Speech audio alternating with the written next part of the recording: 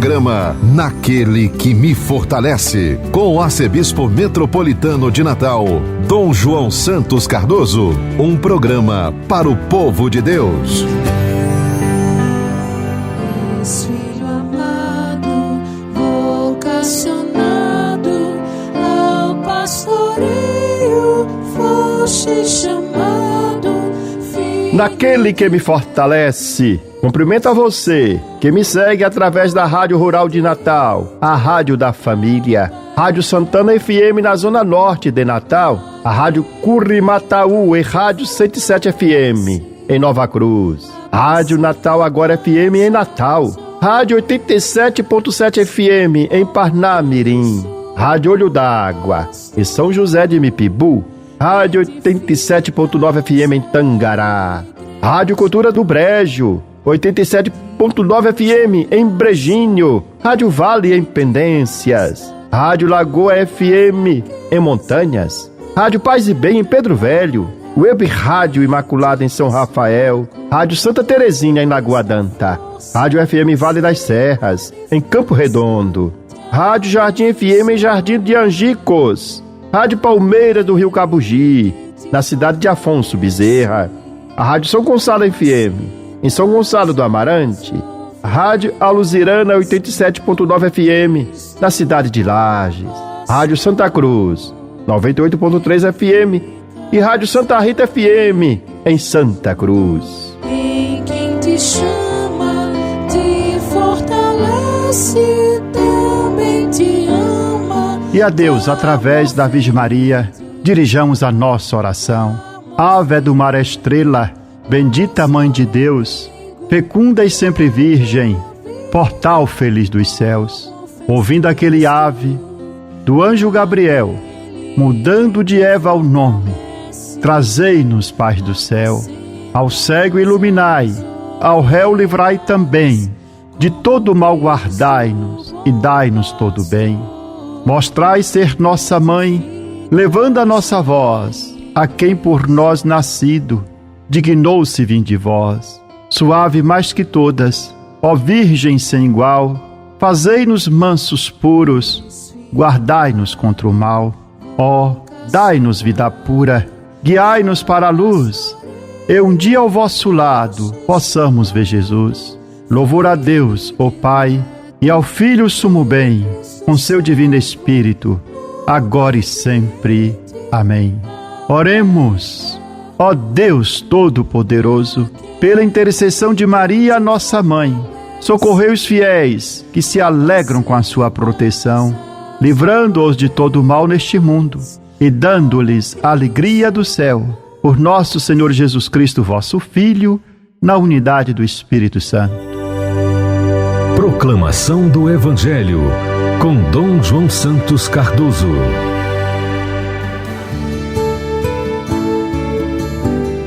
Neste 18º domingo do tempo comum, o evangelho proclamado em nossa liturgia é o de Lucas, o capítulo 12, versículo de 13 a 21. Assim narra o evangelista: naquele tempo, alguém do meio da multidão disse a Jesus: Mestre, dize a meu irmão que reparta a herança comigo. Jesus respondeu: Homem, que me encarregou de julgar ou de dividir vossos bens? E disse-lhes: Atenção, tomai cuidado contra todo tipo de ganância, porque mesmo que alguém tenha muitas coisas, a vida de um homem não consiste na abundância de bens. E contou-lhes uma parábola. A terra de um homem rico deu uma grande colheita. Ele pensava consigo mesmo: que vou fazer? Não tenho onde guardar minha colheita. Então resolveu: já sei o que fazer. Vou derrubar meus celeiros e construir maiores. Neles vou guardar todo o meu trigo, junto com meus bens. Então poderei dizer a mim mesmo: meu caro, tu tens uma boa reserva para muitos anos. Descansa, come, bebe, aproveita. Mas Deus lhe disse: louco, ainda nesta noite pedirão de volta a tua vida. E para quem ficará o que tu acumulaste? Assim acontece com quem ajunta tesouros para si mesmo, mas não é rico diante de Deus.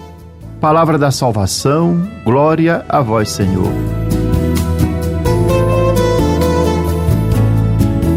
Palavra de Deus, deste 18º domingo do tempo comum, nos leva a refletir sobre o que dá sentido à nossa vida e nos questiona acerca da atitude que nós assumimos face aos bens materiais. O que de fato nos torna felizes? Será que a riqueza é suficiente para nos fazer felizes? No Evangelho, através da parábola do rico insensato, Jesus denuncia a frustração de uma vida voltada apenas para acumular bens materiais. Um homem que assim procede é um louco, porque esqueceu aquilo que verdadeiramente dá sentido à sua existência. A parábola de Jesus que escutamos, segundo a narrativa de São Lucas, tem como ponto de partida o reino de Deus. As exigências do reino normalmente se chocam com as atitudes e a mentalidade humana. O Evangelho começa com a súplica de uma pessoa, cujo nome não é revelado, que pede a Jesus para que intervenha numa questão de herança familiar, briga entre irmãos. E Jesus observa a ganância do litigante e se recusa a resolver essa questão quando lhe disse: homem, quem me encarregou de julgar ou de dividir vossos bens? E o exorta, juntamente com a multidão que o escutava, a refletir sobre a raiz do problema, ou seja, aquela briga familiar derivava da ambição, da ganância, do desejo de acumular riquezas. Por isso, nosso Senhor nos adverte: atenção, tomai cuidado contra todo tipo de ganância, porque mesmo que alguém tenha muitas coisas, a vida de um homem não consiste na abundância de bens. A abundância de bens, a riqueza, de fato, podem nos trazer muito conforto, comodidade, mas não nos dá segurança. Não resolve o nosso problema de vida. Não nos livra da doença nem da morte, embora nos dê o conforto para, na doença também, poder cuidar da própria saúde. Infelizmente, um projeto voltado exclusivamente para acumular bens, para acumular dinheiro, um projeto voltado inteiramente para bens materiais, ele não tem solidez.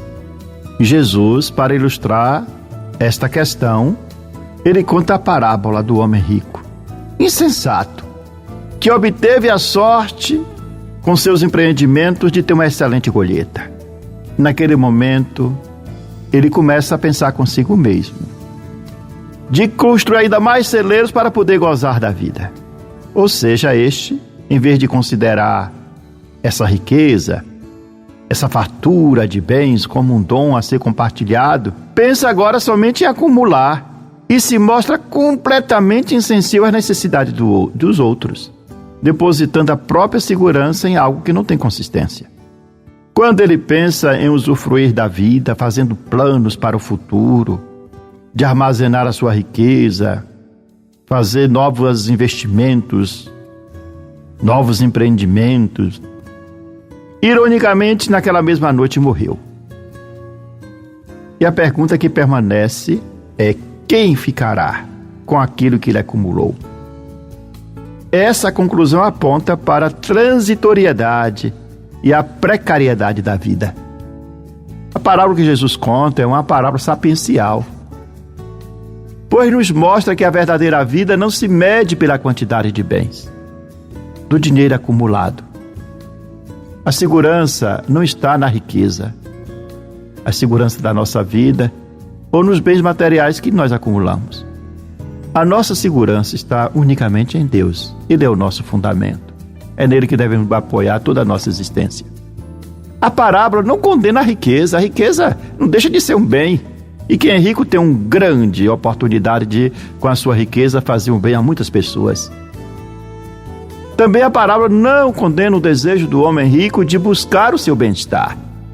O que faz é desaprovar sua insensatez, de resumir a sua vida apenas para o acúmulo de riqueza, de voltar toda a direção fundamental sua para coisas materiais, para bens materiais. e avaliar sua existência à luz dos bens adquiridos e não à luz do relacionamento com Deus e com o próximo. A riqueza também, que é um bem em si mesmo, ela, mal utilizada, pode tirar consciência da pessoa de sua real condição humana e dar-lhe uma falsa consciência de que ela pode tudo.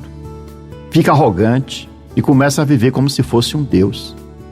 A riqueza não é um fim pelo qual a vida deve ser orientada, pelo qual uma pessoa deve viver e morrer.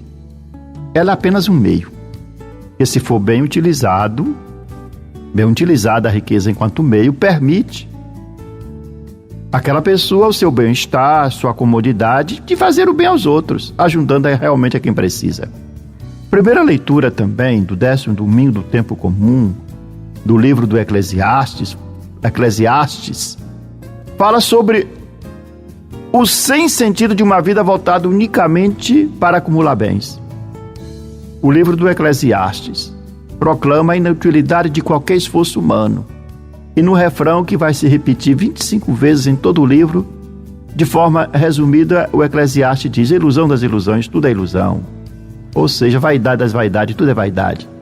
E a partir da sua própria experiência, o autor sagrado foi capaz de concluir que os esforços desenvolvidos pelo homem ao longo de sua vida não servem para nada. Ele faz a pergunta: que adianta trabalhar, esforçar-se, preocupar-se em construir algo, se teremos no final de deixar tudo a outro que nada fez? Porque somos mortais. A grande lição que o Eclesiastes nos deixa é a demonstração da incapacidade do homem, por si só, de encontrar um sentido para a sua vida. O pessimismo do Correlete leva-nos a reconhecer a nossa impotência e o sem sentido de uma vida voltada apenas para usufruir os bens materiais. O que é que dá sentido à nossa vida? É a grande questão que devemos sempre fazer. Iluminados pela fé, obtemos uma resposta. Só em Deus e com Deus nós seremos capazes de encontrar o sentido da vida e preencher o vazio da nossa existência. A riqueza ou a acumulação de bens não nos dão a felicidade, não resolve o problema de vida, embora nos dê grande comodidade. É vão, portanto, se preocupar, viver a vida inteira sem tempo para nada e trabalhar, fazer grandes investimentos em busca de acumular sempre dinheiro e riquezas, se depois não se pode usufruir de tudo que se tem. Nós precisamos de muito pouco para viver. E geralmente quem vai usufruir é o herdeiro, aquele que nada colaborou, aquele que nada fez, aquele que não se esforçou. O herdeiro, por não ter realizado nenhum esforço, vai esbanjar tudo com a maior facilidade. E dessa forma, o autor do livro sagrado, Correlete, conclui que nada tem valor nem sentido. Vaidade da vaidade, tudo é vaidade. Quem vive apenas para acumular, quando chega no final da vida, sem ter desfrutado de tudo que ele tem, resta somente a frustração de não ter gasto o seu tempo em coisas realmente importantes, como em usufruir do tempo como um dom e um meio de subsistência, a fim de saborear e partilhar aquelas pequenas alegrias do dia a dia, como estar junto com os amigos, com a família e celebrar os momentos significativos da vida. A palavra de Deus, tanto desse 18º domingo do tempo comum, nos leva a descobrir o sentido da vida, superando a escravidão do trabalho, superando uma vida voltada apenas para coisas materiais, que não nos deixa tempo nem disponibilidade para as coisas mais importantes: Deus, a família e os irmãos que nos rodeia, o outro. Nosso Senhor não condena a riqueza, mas a nossa postura em relação a ela, quando pensamos que os bens materiais resolvem tudo. O problema não está em desejar usufruir da vida. Temos necessidade, de fato, de passear, de gozar da vida, de descansar. O problema está em determinados bens, no sentido de colocar a segurança em bens materiais em tudo que é humano, porque tudo que é humano falha. Não podemos fazer dos bens materiais o centro da nossa existência, fechando-nos para Deus e nos tornando insensíveis, indiferentes, apáticos às necessidades dos outros. Fazer da riqueza o fundamento da nossa vida é cair na idolatria, a idolatria do dinheiro. A nossa segurança só está em Deus, jamais os bens materiais e tudo que é produto de nossas mãos nos darão a felicidade. Por isso, a todos, nosso Senhor recomenda a buscar o reino de Deus e a sua justiça, e tudo mais resultará dessa escolha, não permitindo que o acessório nos distraia daquilo que é fundamental. Ajuntai vosso tesouro no céu, diz o Senhor, onde a traça e a ferrugem não estragam nem corroem, onde a traça e a ferrugem não estragam nem corroem. Confia no Senhor e faz o bem, e sobre a terra habitarás em segurança. Coloca no Senhor tua alegria, e Ele dará o que pedir teu coração. Ajuntai vosso tesouro no céu, diz o Senhor, onde a traça e a ferrugem não estragam nem corroem, onde a traça e a ferrugem não estragam nem corroem. Os poucos bens do homem justo valem mais do que a fortuna fabulosa dos iníquos, pois os braços dos malvados vão quebrar-se, mas aos justos é o Senhor quem os sustenta.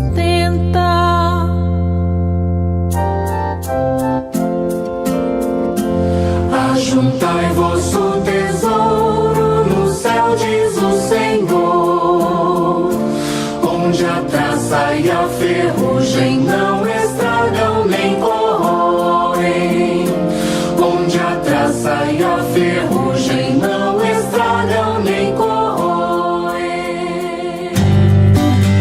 Você está ouvindo Naquele que me fortalece, com Dom João Santos Cardoso. Palavra que evangeliza.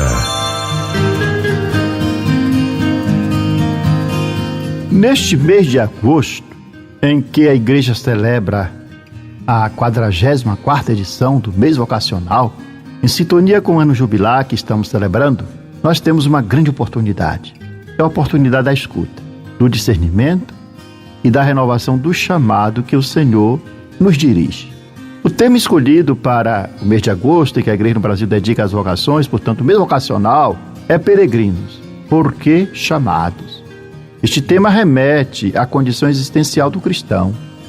Nós somos pessoas que estamos sempre a caminho. Não temos aqui morada permanente. Estamos sempre em busca do sentido da vida. Estamos sempre buscando responder a uma voz que nos chama, e nos convoca e nos envia. Esta voz é Deus que nos interpela. O lema inspirado, o lema do mês vocacional, inspirado na carta aos Romanos, a esperança não decepciona porque o amor de Deus foi derramado em nossos corações, recorda que toda vocação nasce do amor gratuito de Deus e se sustenta na esperança ativa de quem crê, ama e serve. Como afirma o Papa Francisco em sua mensagem para o 62º Dia Mundial de Oração pelas Vocações, toda vocação é animada pela esperança, que se traduz em confiança na providência. Com efeito, para o cristão, ter esperança é mais do que um simples otimismo humano. É antes uma certeza, enraizada na fé em Deus, que age na história de cada pessoa. E deste modo a vocação amadurece através do compromisso cotidiano, de fidelidade ao Evangelho, na oração, no discernimento e no serviço.